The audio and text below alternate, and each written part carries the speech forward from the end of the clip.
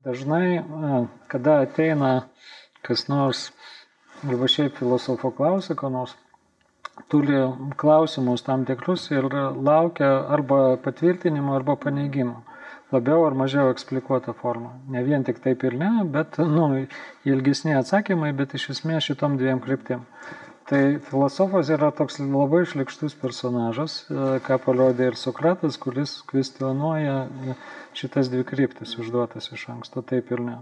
Nes iš tikrųjų pačiam klausime, kaip mes puikiai suprantam, yra užkoduotas tam tikras atsakymas arba jo paneigimas. Bet kodėl kas nors privalo būtent šitom dviem kryptim eiti, arba atsakyti taip arba ne. Ir pradedi kvestionuoti patį klausimą. O jeigu pradedi kvestionuoti patį klausimą tokiuose diskursuose, kur reikia pasakyti taip ir ne, tai viskas, tas diskursas subyra iš karto. Bet filosofavimas vyksta iš tikrųjų visai kitokiu būdu. O tada, kada tu žinodamas, kaip kas nors, ką nors yra pasakęs, iš tikrųjų sugebi nepasiduoti iš karto užduotom teigimo arba neigimo kryptim. Tai yra realiai kirsti bambagyslės filosofinės, ar ne nuolat. Tai reiškia sakyti ne.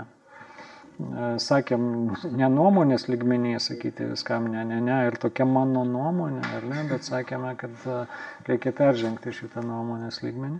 Bet iš tikrųjų tada kiekvieną akimirką, kiekvienam segmente, kiekvienoje situacijoje filosofavimas tada ir yra rezistencija, būtent nesusitaikymas su iš anksto duotais atsakymais.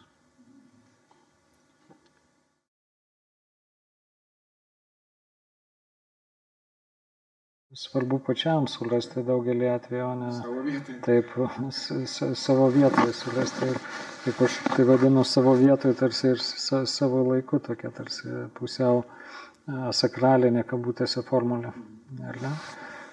Tai yra nesvarbu, kad kažkas kažkur ir mes žinom, kas ir kur yra apie tai pasakęs ar parašęs, bet jeigu pats nesi tarsi tai sumastęs, tai nieko iš to nesigaus. Ir čia netgi galiu prisiminti Merabą Mamardašvilį ir Valerijų Podologą. Merabas Mamardašvilį yra pats daug rašęs apie vietą, apie kelio topologiją, jo kūrinys apie Prustą kaip tik vadinasi kelio topologija, vienu metu man padarė irgi nemažą įtaką, bet tai vėlgi yra vadinamoji kelio topologija, nėra teorinė vien tik problema, bet tai pats klausimas apie topusą, kuriame filosofuojama, ar ne? Kur mes, pavyzdžiui, kalbame. Ir Valerijus Podologa, vienas garsiausių šiuolaikinių Rusijos filosofų dabartinių, yra parašęs tokį tekstą apie Merabą Mamardašvilį ir yra ten sakęs tokį dalyką. Sako, kai aš klausydavau Merabo paskaitų, jis tada buvo jaunas studentas, sako, man toks būdavo jausmas, kad aš viską suprantu. Viską suprantu ir antiek viskas intensyvu, nes mes žinom, kad Merabas Mamardašvilis buvo sokratiško tipo mąstytojas, žodinio filosofavimo. Taip. Bet, sako, baigėsi paskaita, išeinu tarsi iš auditorijos ir staiga pradedu galvoti, kad nieko aš nesupratau, arba ne taip. Tai, kas man buvo totaliai aišku, akivaizdu, dabar jau visai nebeaišku ir neakivaizdu. Tai reiškia, tam tikras balsas, jis pravelia erdvę supratimui ir tol, kol tu esi to balso zonoje, tu supranti. Tai, bet išeini iš šitos zonos ir tas supratimo intensyvumas tarsi išnyksta. Tai aišku, Valerijus Podologa nemanė, kad ten yra tokio absoliučios tiesos zona, kaip tik jis kalbėjo apie patį supratimo tokį performatyvinį tokį aspektą, ar ne? Kame ir buvo Merabo Mamardašvilio gale. Tai prisiminkim, kad koks Peteris Loteldeikas apie visą antikos filosofiją taip kalbėjo. Sakė, štai yra antikinės mokyklos filosofinės ir reikia tai turėti omenyje. Mokyklos tai yra bendravime Ar ne? Daugelis tezių, kurios mes skaitome knygoje, jos gali būti suprastos tik tam tikrame bendravime. Kada tos tezės yra atkabintos nuo tam tikro konteksto toposo vietos ir tampa vien tik teorinėmis tezėmis, tada jos praranda jau intensyvumą tam tikrą kažkokį pirmą. Taigi, nepaisant to, kad mes esam jau tokioje totaliai, atrodo, visai kitoje terpėje, kur dominuojanti mąstymo forma tikrai nėra sokratiškasis tas mąstymas, bet mąstymo topos yra be galo svarbus.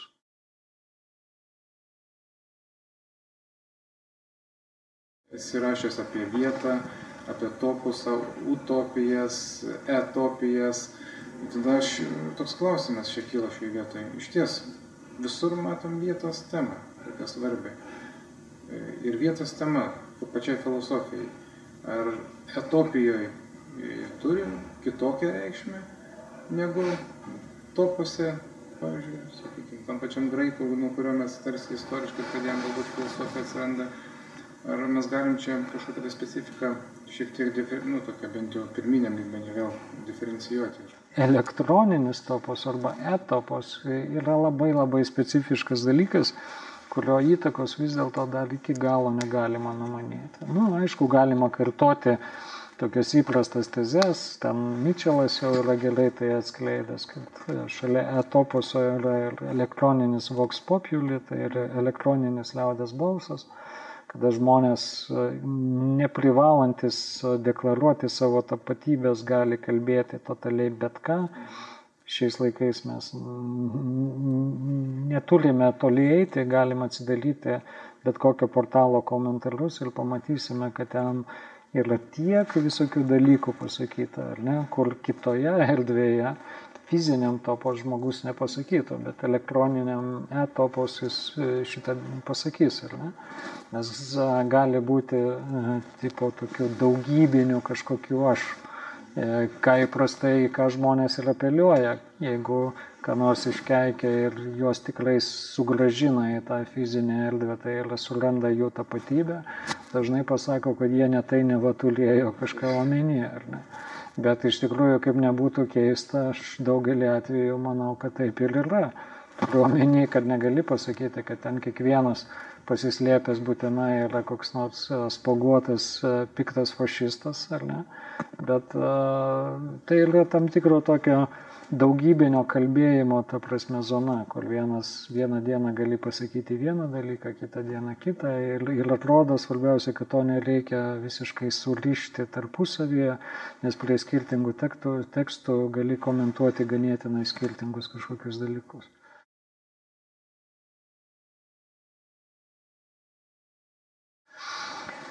Bet čia yra tada greičiau tas etopos, bent jau kiek matosi, tai yra tokios nuomonės raiškos kažkokia zona, bet nuomonė yra kažkas, kas yra totaliai tokiam pirminiam lygmenį.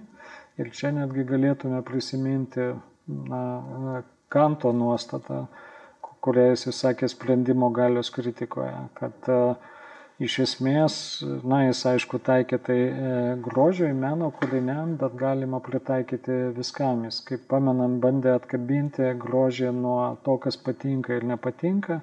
Ir sako, kad negalima, kalbant apie grožį, kas kalbėti patinka man. Aš esu kritiškai nusiteikęs Kanto atžvilgiu, bet šita tezė man atrodo visiškai teisingai.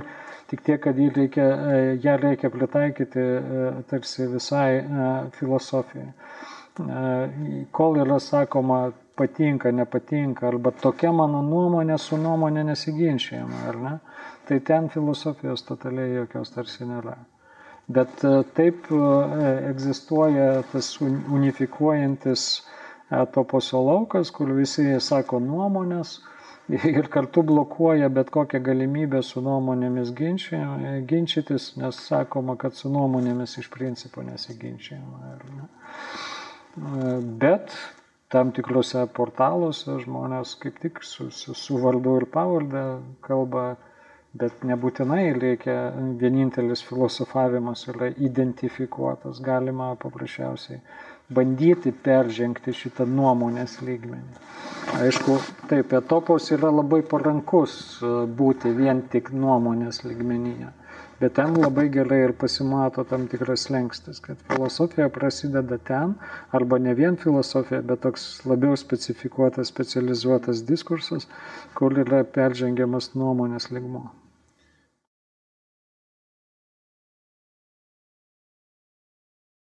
Jeigu žiūrėtume istorinę prasme, tai aišku, filosofija yra, aišku, miestietiškas užsiėmimas. Tai yra žiūrime į antiką, kiek galima pasakyti, kad kiek galim sugretinti polį su miestu, nes tai nėra totaliai, aišku, tas pats, bet vis dėlto vienas į kitą konvertuojami tam tikri dalykai. Dabar situacija, aišku, yra kita. Bet prisiminkime, tarkim, kokio Frederiko Jamesono tezę, kad šiuolaikinėme pasaulyje landšaftas yra konstruojamas kaip urbanistinis. Ir kas vakarų Europoje nekelia jokių totaliai abejonių, ar ne? Todėl, kad visos erdvės tarsi yra segmentuotos ir taip vadinamasis kaimas yra ne kas kita kaip urbanistinė tam tikra vietovė. Ir net tas vadinamasis landšaftas tikrai nėra gamtovaizdės kažkokios neužvaldytos, neįvaldytos gamtos tarsi prasme. Bet, tai štai, istorinė prasme viskas tarsi totaliai yra aišku. Bet jeigu bandom neistoriškai kalbėti, tai aišku, tada yra žymiai komplikuočiau.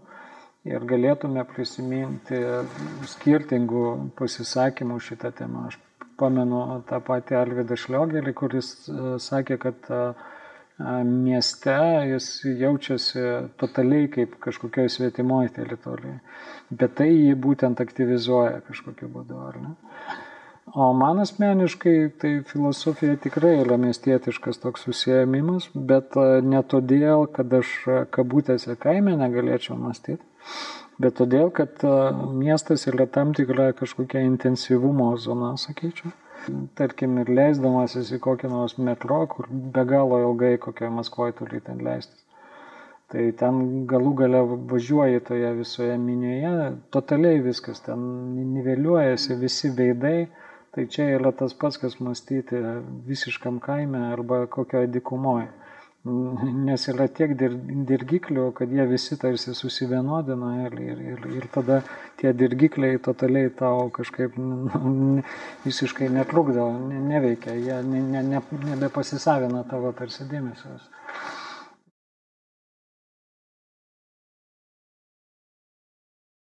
Iš tavo paminėtų tekstų dar yra man tikrai tokios svarbios Paryžiaus paraštės, kur aš spausdinau ir Baltose lankose, ir kultūros baruose. Ir kodėl svarbios, nes tai tarsi buvo pirmoji tokia mano eseistika, miesto tematika. Ir ten kaip tik bandžiau tokius fiksuoti intensyvius man tokius mikrosegmentus. Bet jie būtent yra patys tokie kažkokie, atrodo, nereikšmingiausi galbūt kitiem, bet taip ir yra. Mes mieste būtent montažiniu būdu selektyviu išryškinam tam tikras intensyvumo zonas ir tada per jas miestą ir suvokime. Tai štai vienoje iš tų paraščių aš kaip tik rašiau ir tai man labai yra įstrigę. Aš kaip tik būdamas Paryžiuje eidavau ten prie Sorbonos, pasiėmęs kompiuterį, ten nusipirkdavau kavos ir ten vienoje iš kavinių sėdėdavau ir kažką savo rašydavau ten. Ir vienoje iš tų kavinių pastoviai vidury tos kavinės gulėdavo toks milžiniškas vilkšunis. Ir visi žmonės buvo pripratę ir jis pats buvo pripratęs prie žmonių. Tai ta prasme, tie, kurie nelabai būdavo pripratę, bandydavo kažkaip apeiti, nes jis prie baro, vos ne prie kasos ten gulėdavo, tai žmonės kitus labai gazdino.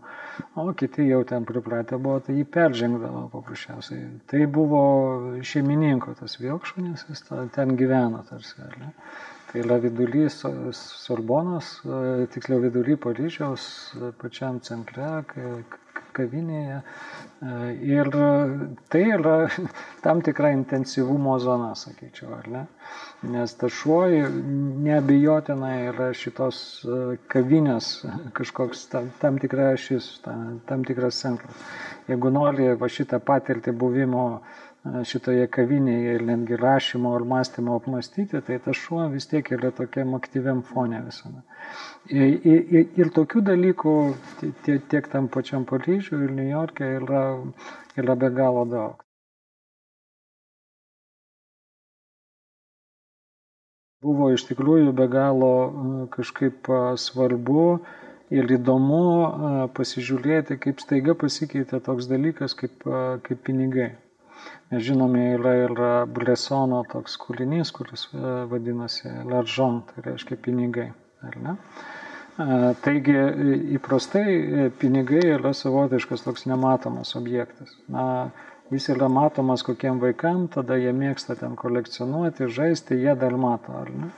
O paskui pinigai funkcionuoja vien tik kaip tam tikra simbolinė, tam tikra išraiška, kurios esmė yra, ką tu už tos pinigus gali gauti. Ta prasme, ar ne, ekvivalentas tam tikras. Bet pats tas pinigas tarsi yra niekas. Kol važinėjame į užsienį ir anapus eurozonos ribos, anksčiau ar dar nebūdavo euro, tai tada žmonės sugrįždavo į tą pradinę situaciją, kai pradėdavo tos tarsi pinigus matyti. Bet šiaip tai yra kažkoks nematomas kasdienybės objektas. Ir kada pinigai ėmė keistis, tai staiga totaliai pasikeitė santykis į pinigus, nes prancūzai jas vietoj frankų gavo eurą ir pradėjo į pinigus žiūrėti. Bet tai reiškia, kad vietoj to, kad tu paduotum kasininkai tam tikrą banknotą, tu turėjai pirmą pats pažiūrėti, kasininkė žiūri. Įsivaizduok, kas dabar atsitiktų, jeigu tu ateitum į Maksimą, duodi 100 litrų ir kasininkė žiūri ir varto, ar ne? Tai sutliktų iš karto viskas, ar ne? Visi, jeigu taip darytų, visada kasininkė darytų, sakytų, neturiu dabar. Taip, tai kažkas totaliai netvarkoja, tai sutliktų visa kasdienybės veikla.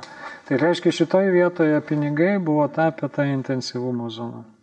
O Bressoną aš irgi neveltui paminėjau, nes šalia filmo Pinigai jis turi filmą Pickpocket, kišenvagis, ir turi filmą Nuteistasis mirti pabėgo, kuris man iš viso yra labai labai svarbus. Tai Nuteistasis mirti pabėgo, šitam filme iš karto pasakyta viskas, kad personažas bus nuteistas mirti, kad jis pabėgs. Tai tada klausimas, o kam tada žiūrėti tokį filmą, kai viskas jame jau iš karto yra pasakyta. O kam, tai būtent kaip jis pabėgs.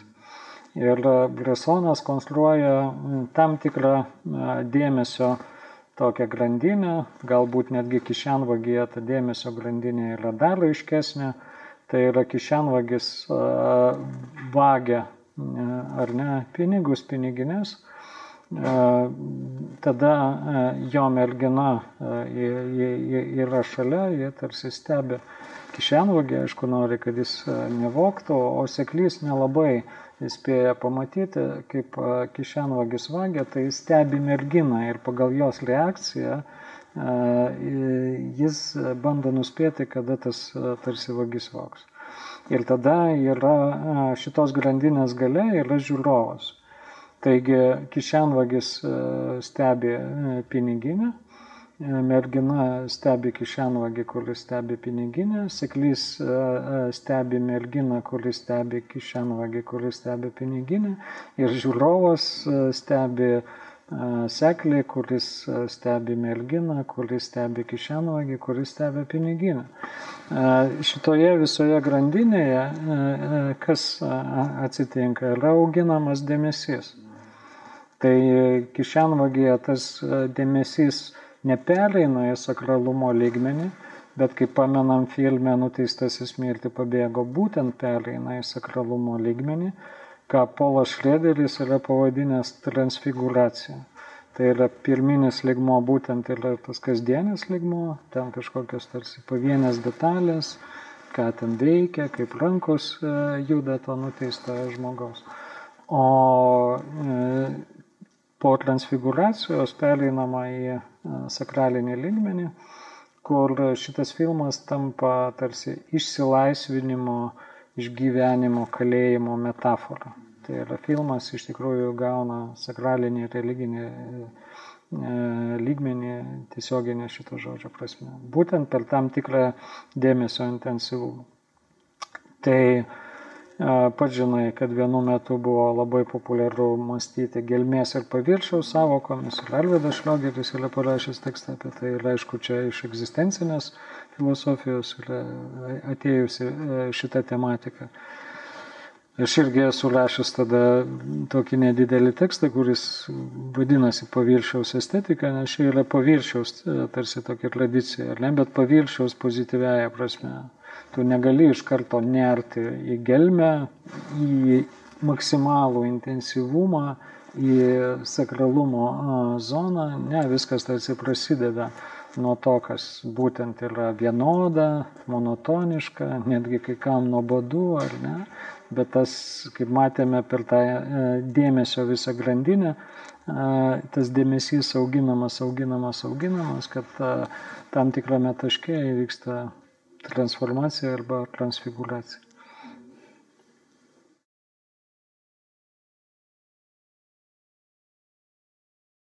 Ar kada bandėjai apibrėžti savo teorinį pagrindą pats? Jeigu, šiaip klausimas būtų toks, jeigu iš viso jį verta apibrėžinėti, bent jau kaip kalbėjim.